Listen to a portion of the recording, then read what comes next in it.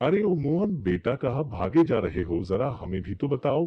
दीनू काका, आज गांव में कंपनी द्वारा एक सभा का आयोजन हुआ है जिसमें शहर से हापा के कुशल अधिकारी आए हैं जो हमें दवाइयों की पूर्ण जानकारी देंगे जिससे हम बिना किसी परेशानी के इन सभी उत्पादों का प्रयोग कर सकते हैं और अपनी फसल को और अधिक बेहतर बना सकते हैं।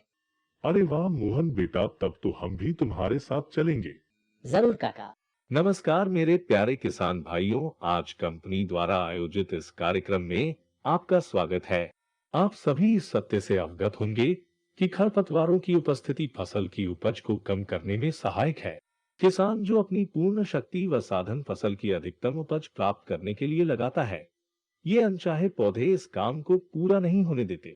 खरपतवार फसल के पोषक तत्व, नमी, प्रकाश, स्थान आदि के लिए प्रतिस्पर्धा करके फसल की वृद्धि, उपज एवं गुणों में कमी कर देते हैं।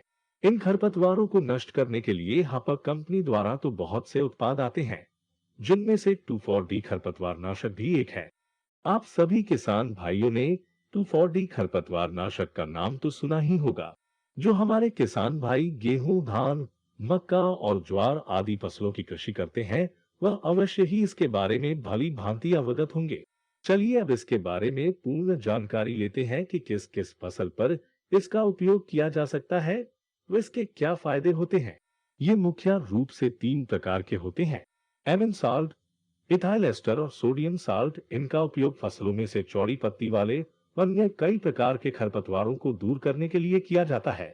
एमन साल्ट इथाइल एस्टर घोल के रूप में व सोडियम साल्ट पाउडर के रूप में मार्केट में आसानी से उपलब्ध होते हैं। इसके साथ ही ये गैस तथा बिना गैस वाले भी होते हैं।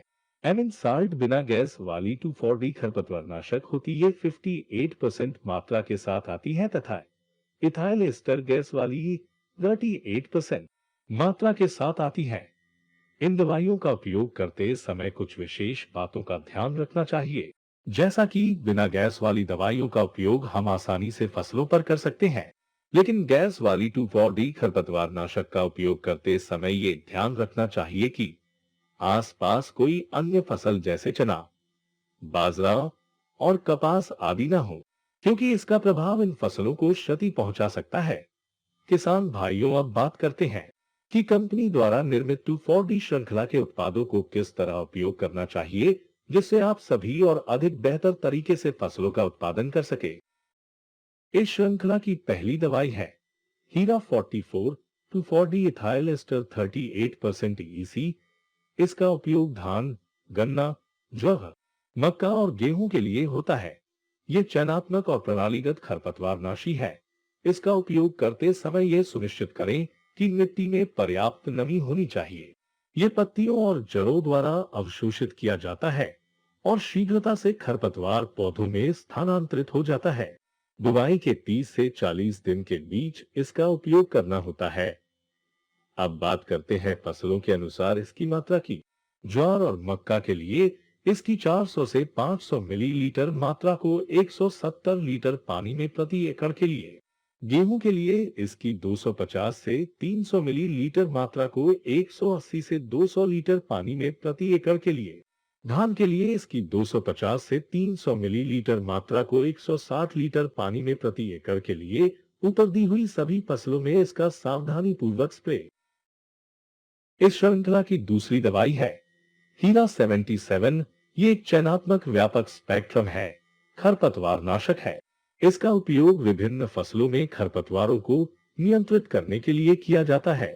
ये जड़ों और पत्ते द्वारा अवशोषित होता है, जो खरपतवारों के अनावश्यक विकास में अवरोधक के रूप में कार्य करता है। गेहूं की फसल में इसका प्रयोग 400 मिलीलीटर प्रति एकड़ के हिसाब से किया जाता है। धान की फसल में इसकी 250 से 400 मिलीलीटर प्रति एकड़ का प्रयोग किया जाता है। दोनों ही फसलों में इसका स्प्रे किया जाता है। इस श्रृंखला की तीसरी दवाई है Hira super 2,4-D sodium salt 80% WP। इसका उपयोग फसलों की एक विस्तृत श्रृंखला में वार्षिक और बारहमासी चौड़ी पत्ती वाले खरपतवारों के नियंत्रण के लिए किया जाता है। हीरा सुपर का मुख्य उपयोग गन्ने की फसल में नीला मोथा और हिरनखुरी आदि खरपतवारों को नष्ट करने के लिए किया जाता है। गन्ने में इसकी 1 किलोग्राम मात्रा को प्रति एकड़ में मिलाया जाता है। तथा पहाड़ी क्षेत्रों में नारंगी, अंगूर तथा अन्य फसलों में बेल के रूप में फैलने वाली खरपतवारों को नष्ट करता है। 80 से 100 ग्राम प्रति पंप के हिसाब से इन फसलों में इसका उपयोग किया जाता है। मेरे प्यारे किसान भाइयों, अब आप बहुत अच्छे से समझ गए होंगे कि 2,4-D श्रृंखला की दवाई इस्तेमाल करते समय किन किन चीजों का ध्यान रखना चाहिए व कितनी मात्रा और किस किस फसल में उपयोग करना चाहिए। धन्यवाद मोहन बेटा, तुम्हारे कारण आज मुझे भी बहुत ही जरूरी जानकारी प्राप्त हुई।